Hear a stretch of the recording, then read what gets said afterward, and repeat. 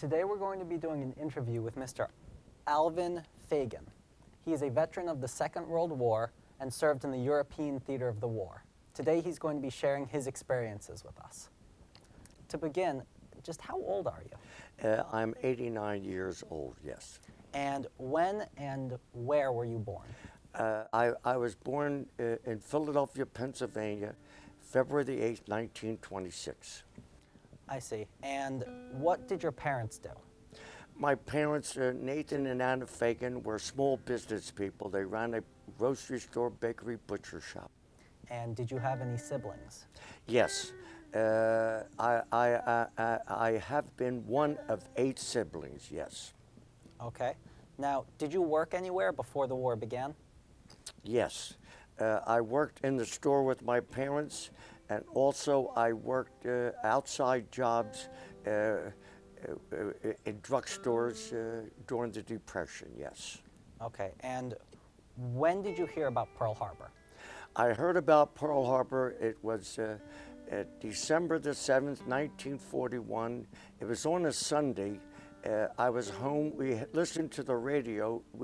My mother and father lived in Philadelphia at 3103 West Clifford Street in North Philadelphia. We had a Zenith radio, and the news came through at about 1 p.m. on Sunday, December the 7th, 1941. Now, how did you get involved in the war? Were you drafted? Did you enlist? Yes. I graduated high school, Central High School in Philadelphia. It was an all-boys school in June of 1944. I was drafted. A week later, I received a letter from Franklin Delano Roosevelt, report for induction. At that time, we were fighting a war on 2 fronts, in the Pacific and in Europe. And there was a National Draft Act, so when you reached 17, even though you were in school at 17, you had to register for the draft. We had draft boards. And when I reached 17 in February, I registered, and I was drafted in June of 1944 in Philadelphia. Okay, and where did they train you? After I was sworn in Philadelphia, I went to Indiantown Gap near Harrisburg. From there, they sent me to Camp Wheeler, Georgia, in Macon, Georgia, where I took basic training for 16 weeks. I see. And where did they ship you to exactly? After the 16 weeks, I had a week's furlough to go home and say goodbye to my parents, and we shipped out of Newport News, Virginia in December of 1944, and we went overseas in convoy, and we landed in Le Havre, France, on pontoon bridges. The city was bombed out around the middle of December of 1944. And what were your initial thoughts when you landed there? Really, as a young man of 17 and a half, I really was numb. I knew a war was going on, but I had feeling no feelings at all.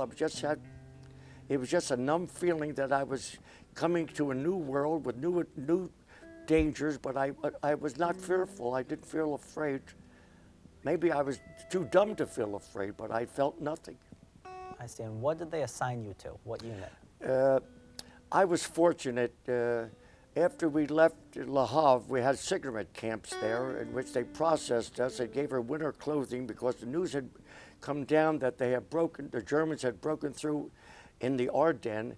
And so after getting to Paris on the 40 and 8s, we marched up to the Belgian border nonstop, only a few brief moments to rest. And I was fortunate when I got there, they assigned me to G2, Army Intelligence, to interrogate German prisoners. I see. And so did you have any special skills maybe that they picked up on, why they chose you for that? I'm of the Jewish faith, and I was brought up in a Jewish, Yiddish-speaking home, and Yiddish being a combination of German and Hebrew, I was able to communicate with the German prisoners to find out what information I could for intelligence. I see. And what did you think of the enemy? How did you feel about them? Honestly, I didn't have hatred in my heart. I remember that time. I know they were the enemy, and news came back that they had slaughtered some of our prisoners at Malmedy. So after a while, I figured that with a certain amount of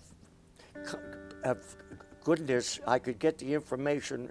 I had no hatred in my heart until I learned about the atrocities they did in the concentration camps. And how did the German advance at the Battle of the Bulge affect your unit? Well, I was in the rear echelon there. We were not up at the front. When we got there, the Germans had pushed around the 16th, the middle of December, and they weren't pushed back till after Christmas time because the weather was so bad. But we were always under alarms that we had to move back from time to time because the Germans were advancing, yes. And were you ever in a situation where you had to fire your rifle during this? I went up as a BAR man, which I took training in basic training in the States. But when I got to the front, I was given a 45 and a M1, yes, sir. Okay. And were there any interrogations with the German soldiers that stood out, especially that you, that were vivid memories, perhaps? I interrogated in German a lot of the young men and older men that were part of those who were captured, and they were glad, many of them, to come to the end of the war. They had suffered a lot of privation, and by getting information, I gave them candy and cigarettes, but also questioned them. I found that you get more from giving honey than vinegar, and we learned a lot by interrogating these German prisoners. They were young and afraid, and just as much as we were. And what would happen to the Germans after they were interrogated? We took them into the rear and marched them back under guard to rear holding pens where we put the prisoners, yes. And now, during the Battle of the Bulge, the Germans deployed hundreds of men disguised as American soldiers. Did you ever encounter and interrogate any of them? Yes, they used, there was a lot of Germans. They had a special unit that was trained by a man by the name of Dietrich. He was part of Hitler's Gestapo unit, the SS, in which he trained a special unit, secret, according to we learned later, that in which the Germans, they spoke fluent English.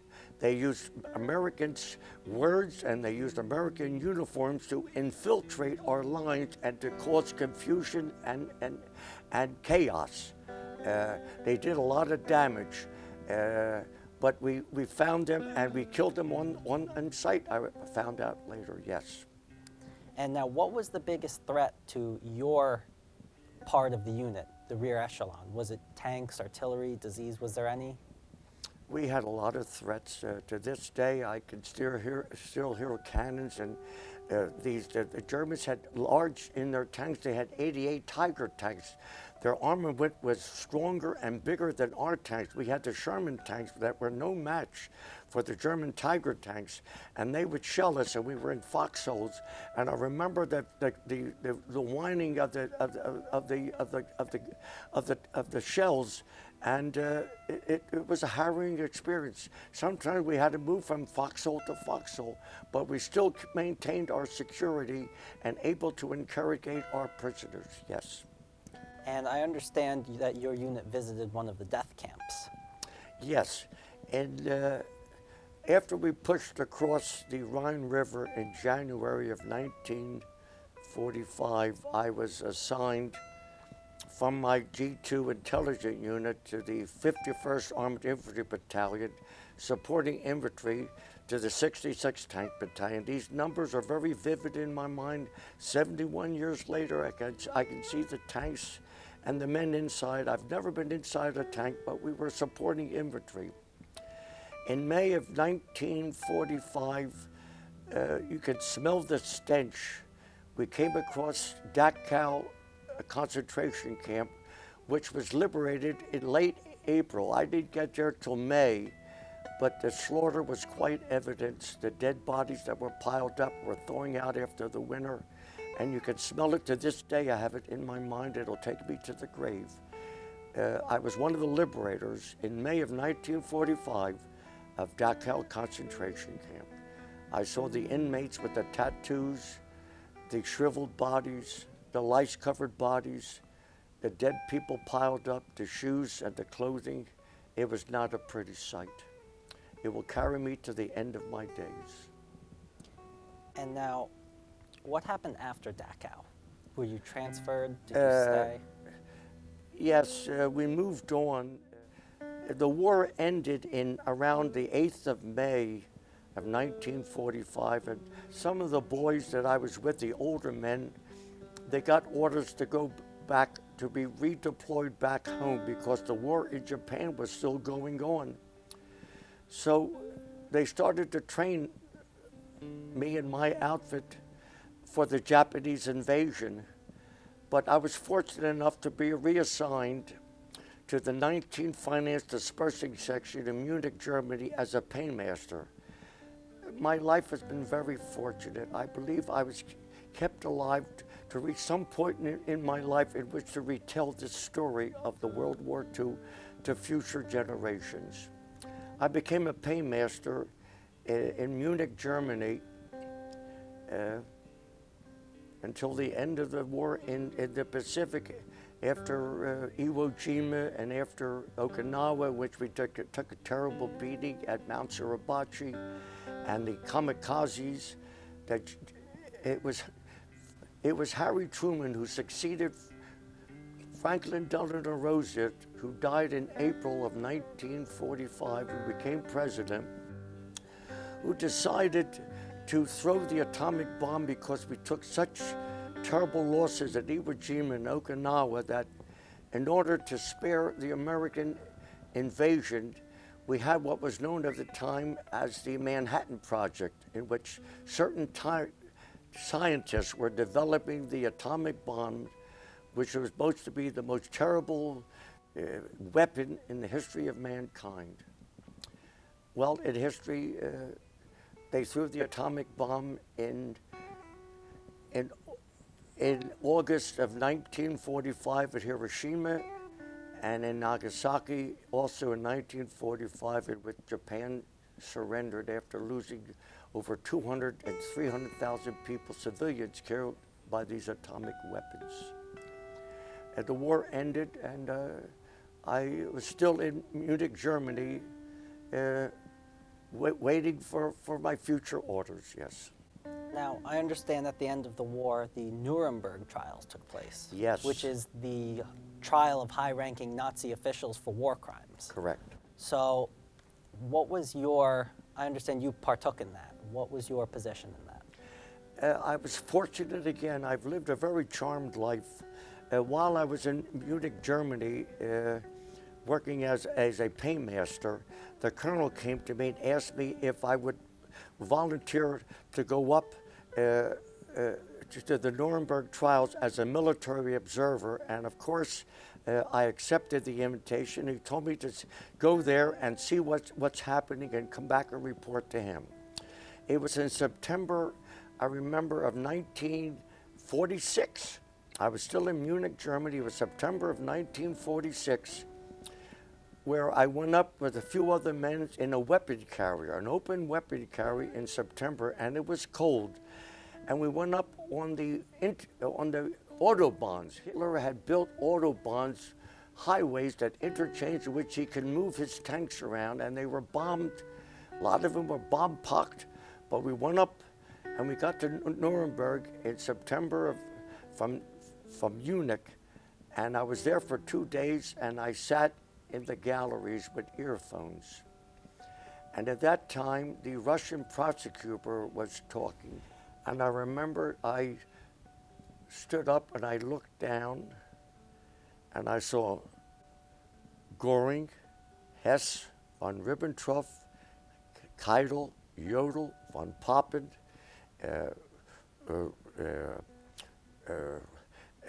Albert Speer.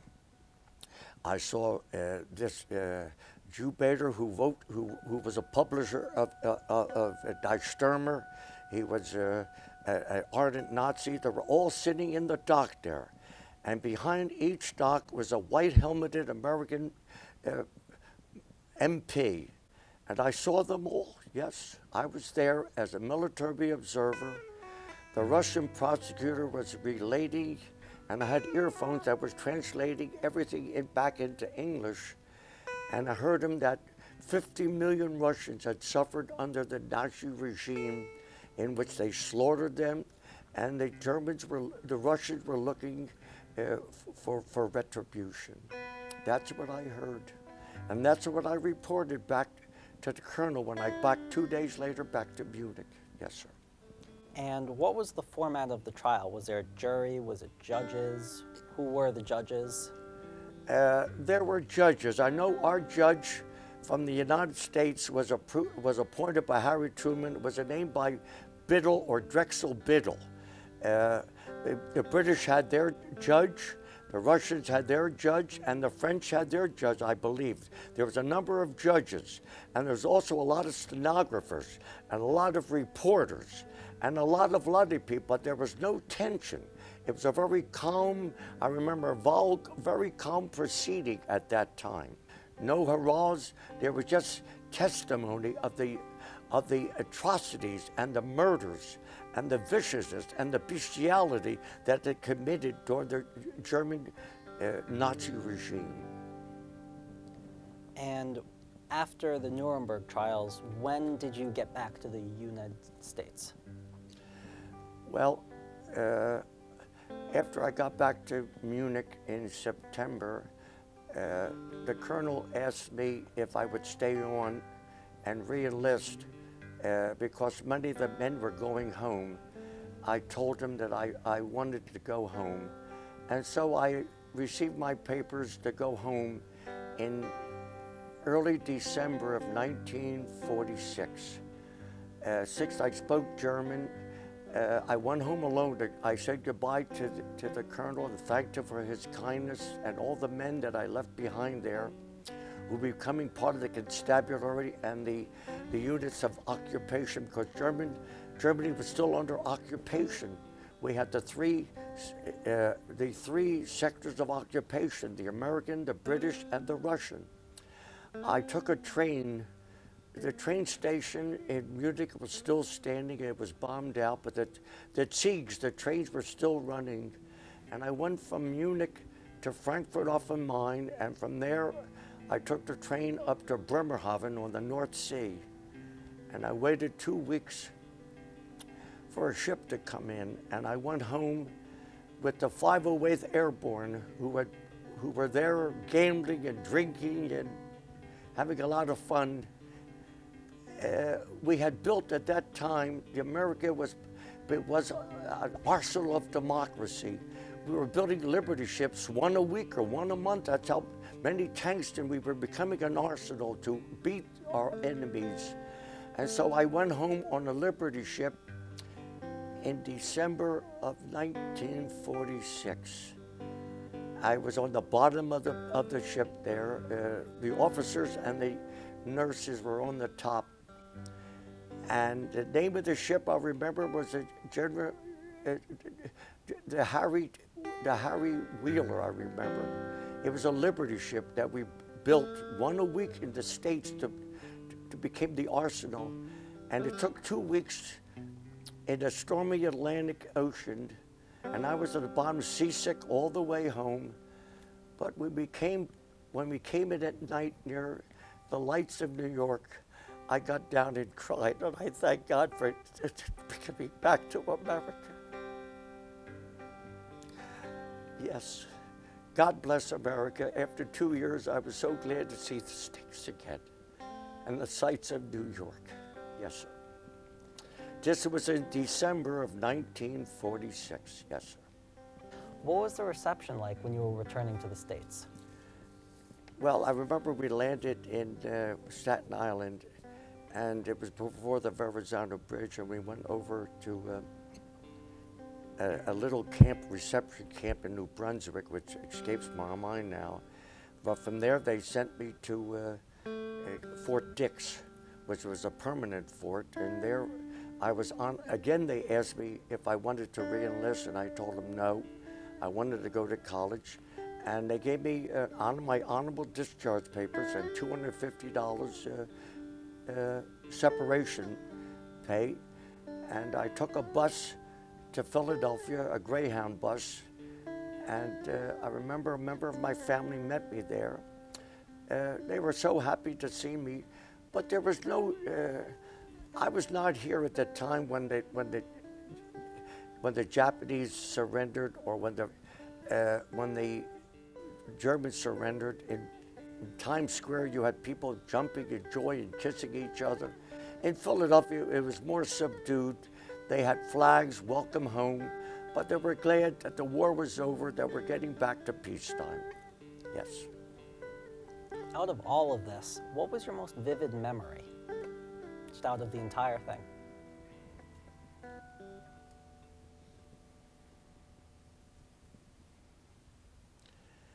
My most vivid memory is when we got to Dachau, and they were so happy to see us. They actually got down and kissed our feet and our hands. We gave them food and medicine and clothing. That is the most memorable part of my life. And I asked them, where would they like to come to America, and many of them, after showing me their tattoos and their emaciated bodies, told me that they wanted to go to the Holy Land. They wanted to go to Palestine. That was the most memorable part of my life, yes. Of that period of time. There were other memorable times, but at that time in wartime, that was the most memorable, yes, sir. What's your opinion of war? I would pray for peace. If you can avoid war without losing your dignity and your freedom, pray for peace. War is hell. War is death. War is blood. War is privation. War is slavery. War is starvation. Avoid war. Try to talk, but war is a part of, I believe, of the human condition. There was a boy that asked me at a talk in this high school. He said, "Archie, will there ever be an end to war?" And I told him, no. It's a part of the human condition. If you can avoid war without losing your sense of dignity, or your sense of freedom, or your sense of worth, or your sense of humanity, pray for peace. Thank you very much. Thank you very much. Thank you for having me, Jonathan. Thank you. Thank you.